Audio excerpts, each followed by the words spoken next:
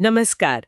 आज हम बात करेंगे रोजमर्रा की अंग्रेजी बातचीत की। हाँ, खासकर वो जो किसी खेल या एक्टिविटी के बाद होती है ना? बिल्कुल। थोड़ी अनौपचारिक सी। हाँ। हमारे पास spoken English practice casual conversation से कुछ वाक्य हैं, जैसे that was an amazing game या फिर let's grab some snacks now. अच्छा। तो आज हम सिर्फ इनका मतलब नहीं समझेंगे, बल्कि ये देखेंगे कि ये साधारण से लगने वाले वाक्य कैसे माहौल बनाते हैं, रिश्ते जोड़ते हैं। हाँ, ये बहुत इंटरेस्टिंग है। चलिए शुरू करते हैं खेल के ठीक बाद वाली बातों से।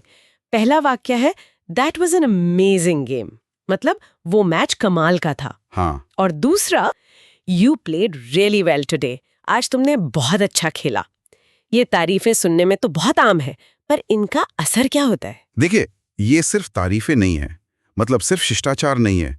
ये एक तरीका है उस साझा अनुभव को पॉजिटिव बनाने का। अच्छा।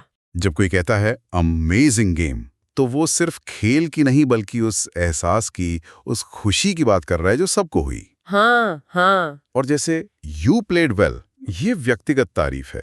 इससे लगता है कि हाँ, मेरे खेलने पर ध्यान दिया गया, उसे सराहा गया।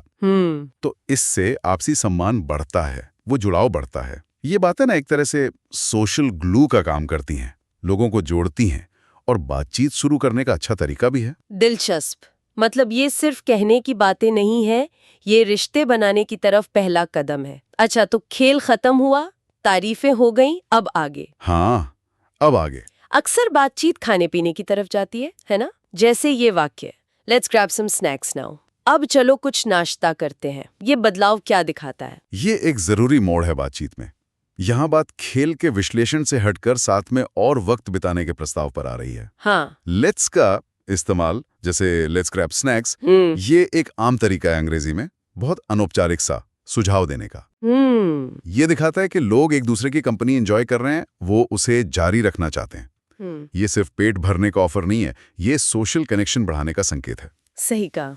खेल फिजिकल था, अब बातचीत सोशल हो रही है। बिल्कुल। और फिर हम याद करते हैं मजेदार पल, जैसे we had a good laugh during the match, match के दौरान खूब हंसी मजाक हुआ। हाँ, ये भी बहुत होता है। या फिर the discussion was full of fun and ideas, बातचीत मजेदार और विचारों से भरी थी।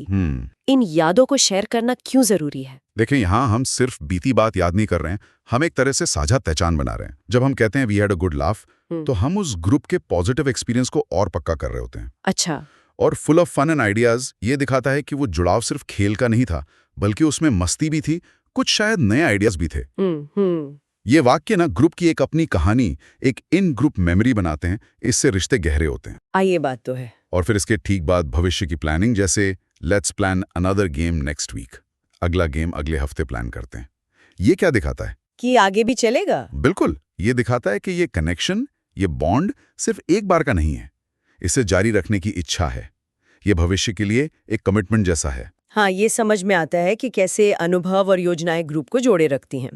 लेकिन कुछ वाक्य व्यक्तिगत राहत की बात भी करते हैं और काम के माहौल पर असर के भी। हाँ, जैसे office feels lighter after such breaks, ऐसे ब्रेक के बाद ऑफिस का माहौल हल्का लगता है। या फिर I really needed that fun time, मुझे वाकई उस मजेदार समय की जरूरत थी। ये पर्सनल फीलिंग्स क्यों मायने रखती हैं? ये वाक्य दिखाते हैं कि ऐसी जो अनौपचारिक गतिविधियां होती है ना, उनका असर सिर्फ सामाजिक नहीं बल्कि मनोवैज्ञानिक भी होता है, गहरा होता है। अच्छा। ऑफिस फील्स लाइटर ये बताता है कि ये ब्रेक काम के तनाव को कम करते हैं, माहौल बेहतर बनाते हैं। हाँ, ये तो महसूस होता है। और जब कोई कहता है I really needed that fun time, तो वो अपनी एक भावनात्मक जरूरत बता रहा है, और ये भी कि इस एक्टिविटी से वो जरूरत पूरी हुई। ये एक तरह से व्यक्तिगत संतुष्टि है, तनाव से मुक्ति है। और फिर वो वाक्य these chats help us bond better, ऐसी बातें हमें और करीब लाती हैं।